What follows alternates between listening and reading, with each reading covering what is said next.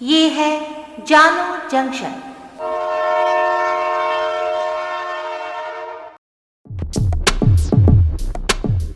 नमस्कार, आज है 10 मार्च 2022। मैं हूँ पूजा वर्मा और आप सुन रहे हैं जानो जंक्शन पर Hindi news podcast news rail. आज के समाचार में हम आपको बताने जा रहे हैं देश के 5 राज्यों की विधानसभा चुनाव परिणाम और उससे जुड़ी खबरों के बारे में। उसके बाद जानिए रूस और यूक्रेन युद्ध की ताजा जानकारी। उत्तर प्रदेश में बीजेपी एक बार फिर सरकार बनाती दिख रही है। विधानसभा चुनाव के वोटों की गिनती जारी है। रुझानों में बीजेपी ने बहुमत का आंकड़ा पार कर लिया है। ताजा रुझानों के अनुसार 403 सीटों में से 266 सीटों पर बीजेपी ने बढ़त बना ली है। सपा 130 सीटों पर आगे है। बीएसपी 2 और कांग्रेस 3 सीट पर आगे है। 2 सीटों पर अन्य को बढ़त मिली है। पंजाब में आम आदमी पार्टी ने गजब का उलटफेर किया है। केजरीवाल की पार्टी यहां बड़ी जीत की ओर आगे बढ़ रही है। आप ने 117 सीटों में से 89 सीटों पर बढ़त बना ली है। कांग्रेस 18 सीटों पर आगे है, जबकि बीजेपी 3 सीटों पर बढ़त बना चुकी है। उत्तराखंड के रुझानों में बीजेपी ने पार किया बहुमत का आंकड़ा।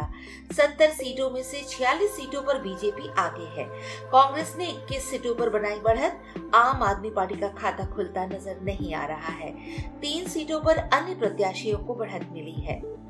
गोवा में कांग्रेस और बीजेपी के बीच कांटे की टक्कर है। 40 सीटों में से 18 सीटों पर बीजेपी, 12 पर कांग्रेस आगे। टीएमसी ने 4 और आप ने 2 सीटों पर बनाई बढ़त। 4 सीटों पर अन्य दलों की बढ़त है। उधर मणिपुर में 30 सीटों पर बीजेपी लीड कर रही है। 6 सीटों पर कांग्रेस और 24 सीटों पर अन्य दलों के प्रत्याशी आगे चल रहे हैं। पहली बार विधायकी का चुनाव लड़े मुख्यमंत्री योगी आदित्यनाथ ने गोरखपुर शहर सीट से आसान जीत हासिल कर ली है। उन्होंने 1 लाख से अधिक वोटों से सपा की प्रत्याशी सुभावती को हराया है। करहल से सपा सुप्रीमो अखिलेश यादव जीत गए हैं। अखिलेश ने अपने प्रतिद्वंदी एसपी सिंह बघेल को 1 लाख से अधिक वोट के अंतर से हराया है। चुनाव से पहले भाजपा छोड़ अखिलेश का हाथ थामने वाले स्वामी प्रसाद मौर्य फाजिल नगर में हार गए हैं। वहीं गौतम बुद्ध नगर जिले में पंकज सिंह ने नोएडा सीट पर रिकॉर्ड जीत हासिल की है। उन्हें 2 लाख से ज्यादा वोट मिले हैं। उन्होंने अपने प्रतिद्वंदी सपा प्रत्याशी सुनील चौधरी को 1,79,000 वोटों से हराया है। उत्तर प्रदेश में ऐतिहासिक बहुमत के बाद योगी आदित्यनाथ भारी हुजूम के बीच लखनऊ दफ्तर पहुंचे। करीब 5:45 बजे वे मंच पर पहुंचे और साथ ही मंत्रियों पदाधिकारियों के साथ गले मिले और जमकर गुलाल उड़ाया। विजयी भाषण भी दिया। बोले, जब मोदी जी जैसा नेतृत्व हो तो ऐसा ही प्रचंड बहुमत मिलता है। विजय उल्लास से शुरू हुआ ये 30 मिनट का कार्यक्रम जय श्री राम के नारों के साथ खत्म हुआ। अपने 10 मिनट के संक्षिप्त भाषण में योगी बोले कि भाजपा ने 4 राज्यों में चुनाव में बढ़त बना ली है। उत्तर प्रदेश में विशेष रूप से देश और दुनिया की निगाहें थी।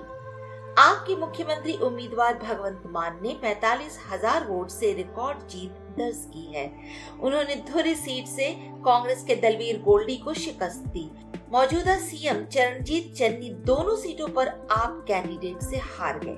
वहीं नवजोत सिद्धू, कैप्टन अमरिंदर, सुखबीर बादल को भी आपके हाथों हार का मुंह देखना पड़ा है। 30 साल में पहली बार बादल परिवार का कोई सदस्य विधानसभा चुनाव नहीं जीता है। भाजपा का उत्तराखंड में सरकार बनाना तय हो गया है, लेकिन मुख्यमंत्री पुष्कर धामी हार चुके हैं। मणिपुर में जनता दल यूनाइटेड ने 5 सीट जीतकर सभी को चौंका दिया है। उत्तराखंड में अब तक भाजपा ने 70 सीट में से 29 सीट जीत ली है और 18 पर उसने बढ़त बना रखी है। इस तरह उसका बहुमत के लिए जरूरी 36 सीट का आंकड़ा आसानी से पार होता दिख रहा है। हरीश रावत खुद तो हार गए हैं, लेकिन उनकी बेटी अनुपमा रावत ने कांग्रेस के टिकट पर हरिद्वार ग्रामीण सीट पर करीब 6,000 वोट से भाजपा के यतीश्वर आनंद को हरा दिया है। इससे पहले कांग्रेस के पूर्व अध्यक्ष राहुल गांधी ने पार्टी की करारी हार के बाद ट्वीट कर हार स्वीकार की है। केंद्रीय गृह मंत्री अमित शाह ने यूपी में भाजपा को मिली प्रचंड जीत पर कहा कि ये भय और भ्रष्टाचार मुक्त सरकार पर मुहर है। मुलायम सिंह यादव की छोटी बहू और भाजपा नेता अपर्णा यादव ने कहा कि जो लोग तुष्टीकरण की राजनीति करते थे उन्हें मुंहतोड़ जवाब मिला है। मेरे विश्वास की प्रचंड जीत हुई है। जिस तरह से योगी जी ने इसे आत्मसात किया, मुझे लगता है कि इससे अच्छी सरकार नहीं हो सकती है। पंजाब कांग्रेस अध्यक्ष नवजोत सिंह सिद्धू ने ट्वीट कर लिखा कि जनता की आवाज भगवान की आवाज होती है। इस जनादेश को हम स्वीकार करते हैं। आपके राघव चड्ढा बोले, आज भारत के इतिहास का बहुत बड़ा दिन है। आने वाले दिनों में पूरे देश में आप कांग्रेस का रिप्लेसमेंट बनेगी। रूस यूक्रेन युद्ध का आज 15वां दिन है। गुरुवार को तुर्की के एंटालिया शहर में रूस और यूक्रेन के विदेश मंत्रियों की बातचीत नाकाम हो गई। रूसी विदेश मंत्री सर्गेई लावरोव ने कहा, बातचीत में हम किसी नतीजे पर नहीं पहुंच सके। सीज फायर पर तो बातचीत भी नहीं हुई। यूक्रेनी राष्ट्रपति वोलोदिमीर ज़ेलेंस्की चाहे तो हमारे प्रेसिडेंट व्लादिमीर पुतिन उनसे मीटिंग को तैयार हैं। आज नहीं तो कल बातचीत तो करनी ही होगी। अमेरिकी वाइस प्रेसिडेंट कमला हैरिस ने नेटो देशों को भरोसा दिलाया है कि अगर उन पर किसी तरह की आंच आई तो अमेरिका हर कीमत पर उनकी हिफाजत करेगा। हैरिस ने कहा, हमारे किसी भी सहयोगी पर हमला अमेरिका पर हमला माना जाएगा।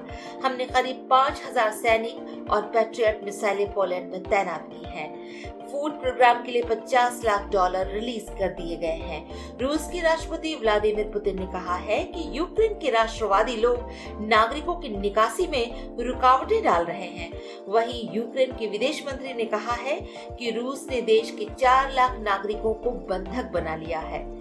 यूक्रेन में फंसे भारतीयों को निकालने के लिए सरकार की ओर से शुरू किए गए ऑपरेशन गंगा के तहत अंतिम फ्लाइट आज गुरुवार को भारत पहुंचेगी। इसमें यूक्रेन के सूमी शहर में फंसे 600 भारतीयों को वापस लाया जाएगा। आज के लिए इतना ही। सुनते रहिए जानू जंक्शन पे न्यूज रेल।